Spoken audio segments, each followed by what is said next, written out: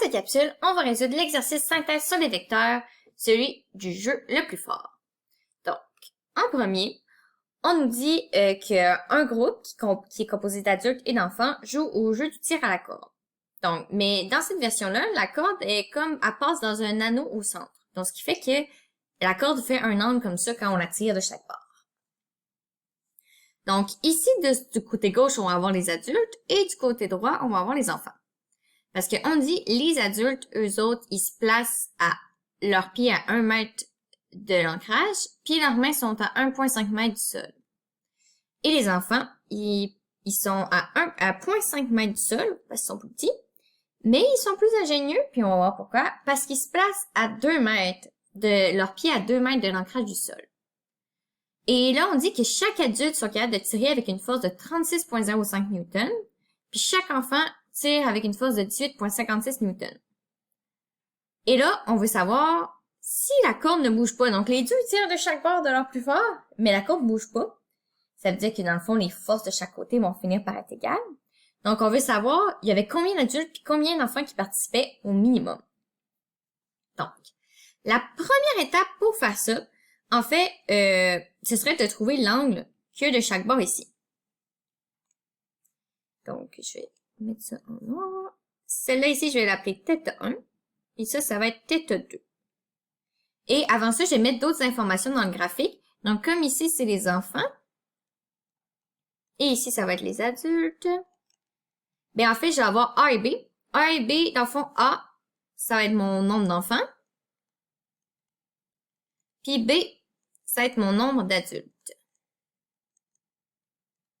Donc, ici, à droite avec les enfants, dans le fond, mon nombre, ma force totale exercée par les enfants, la norme, dans le fond, ça va être le nombre d'enfants, donc A, fois la force d'un enfant, Newton. Et du côté des adultes, ben, ça va être B, mon nombre d'adultes, fois 36,05 Newton. Ben, ça va être ça ma norme. Donc, pour résoudre ça, en fait, il va falloir trouver la composante en X de la force totale des enfants, comme ça, et la composante en X de la force totale des adultes. Parce que comme on dit, si la corde bouge pas, c'est égal, ben ça veut dire que la force totale des enfants en X est égale à la force totale des enfants des adultes en X aussi. Parce que pourquoi pas en Y? En Y, on s'en fout parce que il y a un anneau, fait qu'elle peut pas lever. Mais en Y, elle peut bouger, puis comme elle bouge pas, ça veut dire que la composante en X des enfants est égale à la composante en X des adultes. Puis elle des adultes va être négative vu qu'elle est vers la gauche, puis elle des enfants va être positive vu qu'elle est vers la droite. Fait que quand on va les additionner, ça va donner 0. Et là, on va trouver nos inconnus A et B. Ben, ou une proportion, vous allez voir. Mais ça va être comme ça qu'on va faire. Donc, pour trouver les composantes en X, on a comme la norme avec un inconnu. Mais qu'est-ce qui nous manque? C'est les angles. Fait que c'est pour ça qu'il faut commencer par trouver les angles pour après ça trouver la composante en X. Donc, pour trouver les angles, on va utiliser tangente. Donc, on va trouver les angles. Donc, θ 1, il va être égal à quoi? En fait, si on remarque, on a ce côté-là puis ce côté-là dans le triangle rectangle. C'est quoi par rapport à cet angle-là? C'est l'opposé et l'adjacent. Opposé et adjacent, ben là, on peut trouver tangente. Ce qu'à toi, c'est opposé divisé par adjacent. Donc, ça veut dire que la tangente de cet angle-là est égale à ça divisé par ça. Fait que si je fais tan moins 1, j'isole tout de suite, de opposé 0,5 divisé par adjacent 2, ça va faire, puis là, moi, je veux mes angles en degrés, fait que je vais mettre ma calculatrice en degrés. Tan moins 1 de 0,5 divisé par 2, ça fait 14 degrés. Même 14,0 degrés. Et finalement, après ça, j'ai trouvé mon θ 2, qui va être en fait la même chose. Donc, tan moins 2 de, cette fois-ci, l'opposé, c'est 1,5. L'adjacent, c'est 1. Oups, ici, je sais pas pourquoi j'ai mis tan moins 2, là, je voulais dire θ 2, on fait tan moins 1. Donc, encore une fois, la calculatrice en degrés, on va faire tan moins 1 de 1,5 divisé par 1, ce qui va faire 56,3 degrés. Donc là, j'ai mes deux angles. Par contre, l'angle pour les adultes, c'est pas un angle trigonométrique. Donc, qu'est-ce qu'on va faire? On va faire 180 moins cet angle-là pour en fait avoir cet angle-là.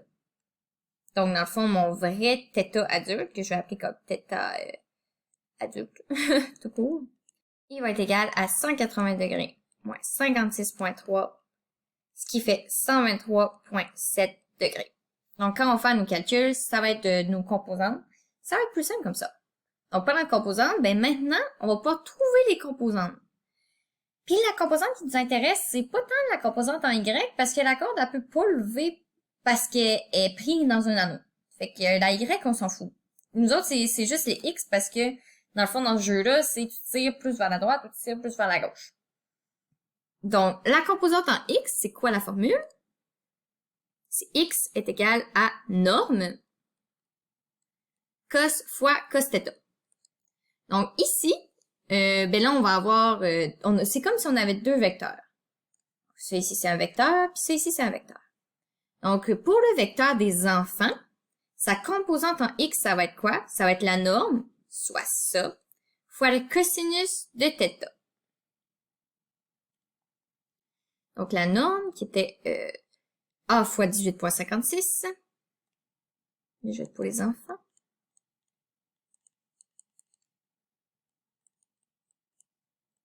Puis là, c'est cos de 14 degrés. Si on calcule ça, ben là, on a le A, on ne connaît pas. Là, ici, ça, c'est 18,56 fois cosinus de 14. Ça nous donne 18A. Donc là, on a un inconnu. C'est correct.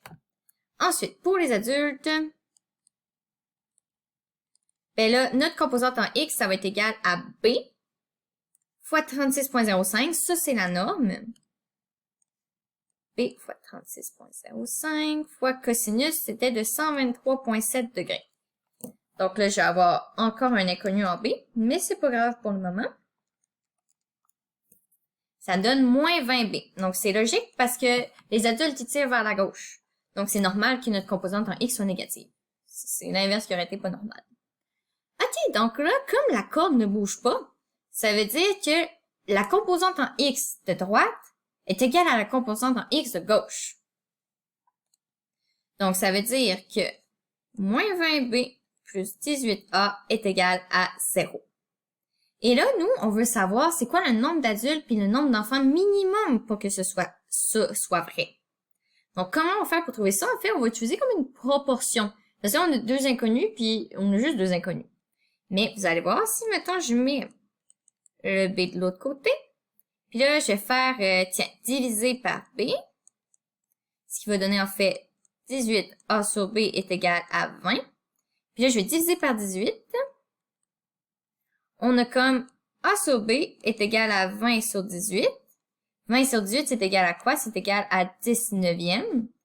Fait que si A sur B est égal à 10 sur 9, ça veut dire que pour que ça, ce soit vrai, donc que pour que notre composante en X résultante soit 0, il faut que, en fait, on ait 10 enfants pour 9 adultes.